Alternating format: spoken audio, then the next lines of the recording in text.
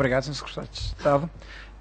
O objetivo é fazer uma apresentação relativamente rápida e sumária das principais alterações que hoje foram aprovadas à Lei Quadro dos Institutos Públicos e ao Estatuto do Gestor Público. Esta apresentação será disponibilizada, tem alguma densidade, eu dispensaria-me de percorrer a apresentação toda no seu detalhe, porque poderão ter acesso a ela imediatamente a seguir ao Conselho de Ministros, ao briefing do Conselho de Ministros, deixando depois, naturalmente, em aberto as questões que queiram colocar. Eu faria só aqui um pequeno enquadramento prévio para dizer que esta alteração destes dois diplomas insere-se num conjunto, num programa vasto de alteração dos modelos de governação da administração pública e de racionalização do funcionamento da administração pública e do Estado no seu conjunto. E foram já desenvolvidas um conjunto de iniciativas, que algumas delas aqui já apresentadas, desde logo e relevando aquela que teve mais significado até o momento, foi de facto a aprovação do PREMAC, mas também foi já dado a conhecer que se iniciou um processo de avaliação das fundações, há também o processo de reforma administrativa em curso. Por outro lado, foram também feitas alterações na forma de recrutamento dos dirigentes superiores da administração pública. Estamos agora, com estas revisões destes dois diplomas, a alterar o modelo de governação das entidades públicas, quer dos institutos públicos, quer do setor empresarial do Estado, e naturalmente também todo este conjunto de alterações visa fazer uma nivelação e um acompanhamento do esforço de consolidação orçamental que está a ser exigido a todos os portugueses, em particular aos funcionários públicos, no domínio daquilo que são os cargos de direção superior, quer na administração pública, quer os cargos de gestão no setor empresarial do Estado. Portanto, tudo isto tem uma lógica global e são um conjunto de etapas que estão a ser percorridas no âmbito do compromisso de eficiência que foi assumido por este Governo. Relativamente à revisão da Lei Quadro dos Institutos Públicos, gostava só de dar nota daquilo que, enfim, são os pontos de partida para esta revisão. Existem atualmente dois modelos distintos ao nível dos órgãos de direção dos institutos públicos, um que assenta no Conselho Diretivo e outro que assenta na existência de um presidente e de vogais, e de um vice-presidente e de vogais no âmbito dos institutos públicos. No nosso ponto de vista, não se justifica este modelo dual. Aliás, a Lei Quadro dos Institutos Públicos, quando foi aprovada, em 2004, ela não tinha prevista estes dois modelos, assentava só no modelo do Conselho Diretivo. De facto, por outro lado, também uma das razões que justifica esta alteração prende-se com o facto de, atualmente, os membros dos Conselhos Diretivos e os membros dos órgãos a presidência, os vogais e o vice-presidente dos institutos públicos serem nomeados por mera decisão política. Não há aqui, portanto, um processo de recrutamento e, nesse sentido, em linha com o que já foi feito para o Estatuto do Pessoal Dirigente, o que se pretende é evoluir para a implementação de concursos para a nomeação dos membros que integrarão os Conselhos Diretivos dos institutos públicos. Depois também a remuneração dos membros dos Conselhos Diretivos dos Institutos Públicos é significativamente mais elevada que a oferida pelos titulares de cargos de direção superior na administração pública, consequência do facto dos institutos públicos, dos membros dos Conselhos Diretivos dos Institutos Públicos, serem remetidos para o Estatuto do Gestor Público.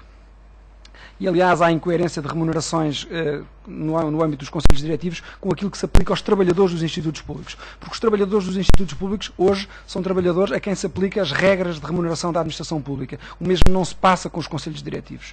E, por outro lado, e finalmente, existe ainda a regra de que os mandatos devem ser de 3 anos, e em linha com aquilo que se fez também no âmbito da alteração do Estatuto do Pessoal Dirigente, pretende-se fazer uma evolução para 5 anos no sentido de adequar a implementação das políticas e permitir uma implementação das políticas e um correto acompanhamento num período que vai para além daquilo que é o período do mandato governamental.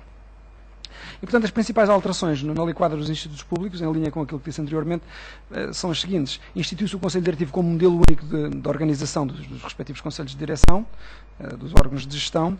Estabelece que a composição dos Conselhos Diretivos, em vez dos atuais 5 membros, passa a ter um presidente e 2 vogais, podendo ainda ter um vice-presidente. A regra será, em princípio, 3, excepcionalmente poderão ser 4. Portanto, há aqui uma redução da composição dos Conselhos Diretivos. E isso é um aspecto relevante, muito relevante, há uma uniformização das regras com a administração direta em termos de aplicação de pacotes das remunerações que são atribuídas aos Conselhos Diretivos. O Presidente passa a ser remunerado como cargo de direção superior de 1º grau, o Vice-Presidente e os vogais passam a ser remunerados como cargos de direção superior de 2º grau. E deixa de haver uma diferença remuneratória, que era bastante significativa em alguns casos, entre os membros que integravam os Conselhos Diretivos dos Institutos Públicos e os cargos de direção superior na administração pública. Coisa que já não acontecia, como disse há pouco, com os trabalhadores que, quer fizessem parte da administração central direta ou indireta do Estado, aplicavam-se as mesmas regras e as mesmas condições remunerativas.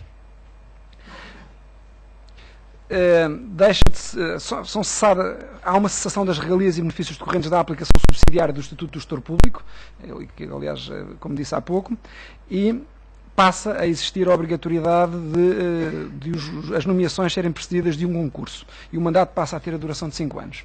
Resumindo, há uma redução do número de membros dos conselhos diretivos, há uma equiparação das remunerações à administração direta, há uma eliminação de benefícios e regalias por aplicação subsidiária do Estatuto do Gestor Público e promove-se um modelo de recrutamento e seleção de acordo com aquilo que já tinha sido implementado para os cargos de direção superior na administração pública.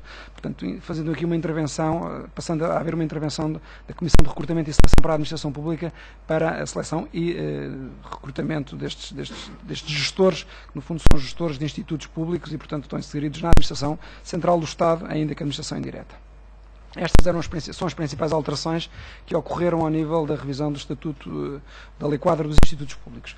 Dando agora a nota da revisão que foi introduzida ao nível do Estatuto do Gestor Público, importa dizer que a situação, nós fizemos um diagnóstico à situação atual e detectamos os seguintes factos que justificaram, na nossa perspectiva, esta revisão.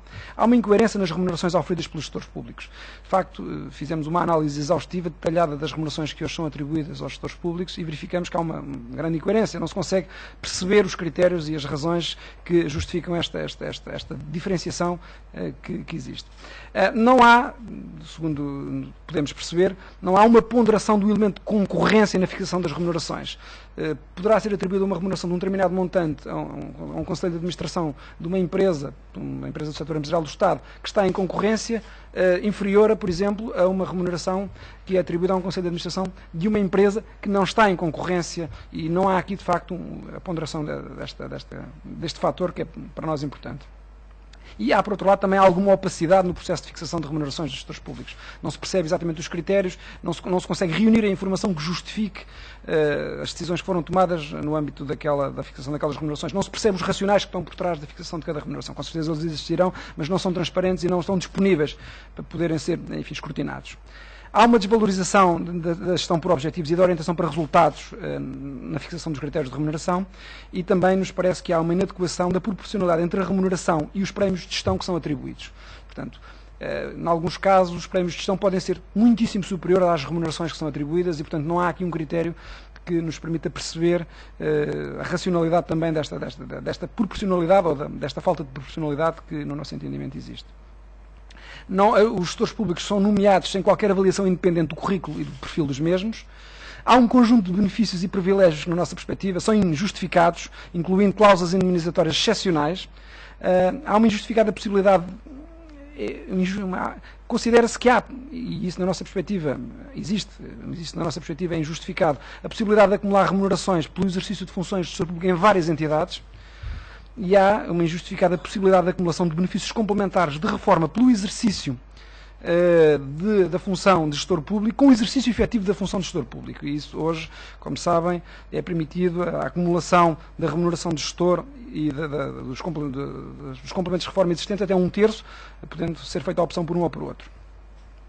Quais são as alterações que são propostas e foram hoje aprovadas em Conselho de Ministros? As propostas de designação para o exercício do cargo de gestor público passam a incluir uma avaliação de currículo e de adequação de perfil da personalidade, enfim, designada, e essa avaliação de perfil, e essa avaliação independente de perfil, é feita pela Comissão de Recrutamento e Seleção para a Administração Pública. A designação, ou seja, a nomeação é realizada mediante resolução do Conselho de Ministros, devidamente fundamentada e publicada no Diário da República, juntamente com uma nota relativa ao currículo académico e profissional do designado, coisa que não se verifica atualmente. E a celebração de contrato de gestão passa a ser obrigatória em todas as empresas públicas e não apenas naquelas que prestem serviços de interesse geral, como agora se encontra previsto. O contrato de gestão não pode estabelecer regimes específicos de indemnização ou qualquer tipo de compensação por cessação de funções e passa a prever expressamente a obrigatoriedade de demissão do gestor quando a avaliação de desempenho seja negativa. E são definidos os critérios para, efetivamente, fazer essa avaliação de desempenho e aplicar esta medida de rescisão, enfim, contratual e portanto, de cessação de funções. O direito à indemnização nas situações que são previstas na lei passa a depender da existência de pelo menos 12 meses seguidos de exercício de funções, face à anterior inexistência de mínimo, Atualmente não há um mínimo, de exercício de funções de gestor público para a atribuição de indemnizações em caso de cessação dessas funções e essa indemnização, quando puder ser atribuída, corresponderá ao vencimento de base auferido até ao final do respectivo mandato com o limite de 12 meses.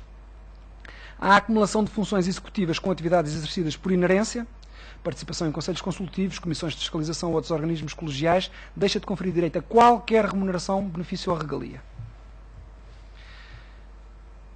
A remuneração dos gestores públicos não poderá ultrapassar a partir de agora o vencimento mensal do Primeiro-Ministro. Há uma exceção sobre a qual falarei um pouco mais à frente. O vencimento mensal dos gestores públicos passa a ser determinado em função de... Portanto, o vencimento do Primeiro-Ministro é o teto máximo. Não significa, naturalmente, que todos os gestores públicos passem a ter a remuneração equivalente ao vencimento do Primeiro-Ministro. Este é o teto máximo. E o vencimento, em concreto, passa a ser determinado em função de critérios decorrentes da complexidade, exigência e responsabilidade inerentes às respectivas funções e atendendo às práticas normais de mercado no respectivo setor de atividade. Estes critérios que falei anteriormente passam a ser fixados por resolução do Conselho de Ministros, que estabelece ainda as remunerações a praticar em cada uma das categorias de empresas previamente definidas. Ou seja, passa a definir-se à partida o tipo de empresas que justificam determinadas remunerações para os seus gestores. A situação passa a ser totalmente transparente do ponto de vista da atribuição das remunerações. A remuneração dos gestores públicos passa ainda a integrar um abono mensal para despesas de representação no valor de 40% do respectivo vencimento, em linha com aquilo que é as remunerações, por exemplo, atribuídas na administração pública, inclusive para os membros do Governo, e cessa a existência de remuneração variável, a utilização de cartões de crédito e a apresentação de despesas de representação para a liquidação das empresas. Portanto, não é possível a utilização de qualquer cartão de crédito ou a utilização ou o pagamento por parte das empresas de despesas a título de representação pessoal. A exceção que se verifica é relativamente à remuneração, é esta que passarei a referir. Quando ocorrer a autorização expressa do membro do Governo responsável pela área das finanças, os gestores poderão optar pela remuneração média atualizada dos últimos 3 anos no lugar de origem que detinham antes de assumir estas funções.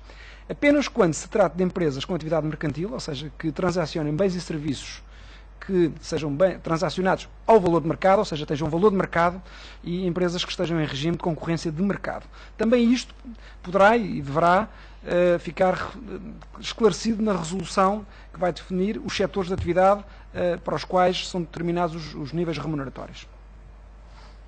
O pagamento de prémios de gestão passa a depender da verificação de resultados operacionais positivos pela respectiva empresa, no período a que respeitam e no cumprimento de critérios objetivos fixados no contrato de gestão. Sendo certo que, no período de aplicação do Programa de Assistência Económica ou Financeira, estes prémios não serão aplicados em nenhuma circunstância, na medida em que a Lei do Orçamento de Estado para 2012 proíbe a atribuição de prémios de gestão. Portanto, esta norma é uma norma que ficará no Estatuto de Gestor Público, mas não terá aplicação nos próximos pelo menos 2 anos. Sendo que, quando tiver aplicação, ela só será aplicada nas circunstâncias em que as empresas tenham resultados operacionais positivos. Os prémios de gestão são passíveis de atribuição no final do exercício ou do mandato, não podendo, isto é outra regra, não podendo ultrapassar metade da remuneração anual oferida pelo gestor.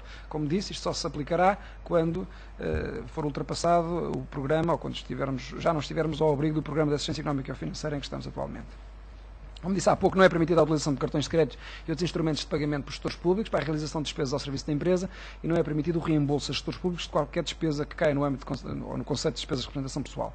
O valor máximo das viaturas de serviço afetas aos gestores públicos passa a ser fixado por despacho publicado em Diário da República do membro do Governo responsável pela área das finanças, no caso de atividades públicas empresariais. Se forem sociedades anónimas de capitais públicos ou sociedades anónimas em que o Estado participa, naturalmente estas matérias serão definidas noutro contexto. É vedado o exercício de qualquer opção por parte dos gestores para a aquisição de viaturas de serviço que lhe tenham sido afetas. Passa a existir a obrigação de quem, tendo exercido funções de gestor público e oferindo por via desse exercício benefícios complementares de reforma, passa a obrigação de optar entre a remuneração da empresa onde exerce funções, no caso de voltar a exercer funções de gestor público, e os referidos benefícios complementares. Não poderá exercer-se a opção que hoje existe de manter a remuneração no valor de 1/3 e optar pela pensão, ou optar pela remuneração e ver reduzida a pensão a 1/3. Esta possibilidade deixa de existir. As regalias ou benefícios a que os gestores possam ter acesso apenas incluirão aquelas a que sejam aplicadas aos trabalhadores da empresa onde esses gestores estejam a exercer funções. Em suma, e resumindo, há uma significativa redução dos valores das remunerações atribuídas aos gestores públicos, há uma relevante redução de benefícios e regalias que lhe possam ser atribuídas, Há a eliminação total de remunerações pela acumulação de funções. É restabelecido o equilíbrio entre as remunerações oferidas pelos gestores públicos em setores não concorrenciais com aqueles que são atribuídos em setores concorrenciais, e dentro das empresas que não estão em setores concorrenciais deixa de existir as diferenças que hoje podemos ver em várias empresas que estão no setor empresarial do Estado, que não estão em setores de atividade concorrenciais e em que a disparidade das remunerações é muitíssimo grande. Por outro lado, há o incremento da capacidade de concorrência entre o Estado e as empresas privadas pelos melhores gestores, para os setores sujeitos à concorrência, por via daquela opção que é atribuída, da atribuição da remuneração média oferida nos últimos 3 anos para o gestor, naturalmente sob autorização e sob proposta do membro do Governo responsável pela área das finanças. Há a promoção da gestão por objetivos no âmbito dos contratos de gestão e a consequente adequação da atribuição dos prémios de gestão. E, finalmente, há uma promoção do processo de transparência na seleção dos gestores, com a previsão da avaliação, da avaliação que será feita aos respectivos perfis e aos respectivos candidatos, de perfil e das competências, que caberá à Comissão para o Recrutamento e Seleção da Administração Pública. Estas são, em traços gerais, as alterações. Na nossa perspectiva, são alterações muito significativas que vão em linha com aquilo que constava do programa de Governo e, naturalmente, têm aqui um impacto muito significativo. Gostaria de dizer que fizemos uma estimativa por alto da poupança que é gerada com esta alteração e prevemos, no conjunto, uma poupança anual na ordem dos 6 milhões de euros. 5 milhões de euros no âmbito do gestor público e cerca de 1 milhão de euros para os institutos públicos. Muito obrigado.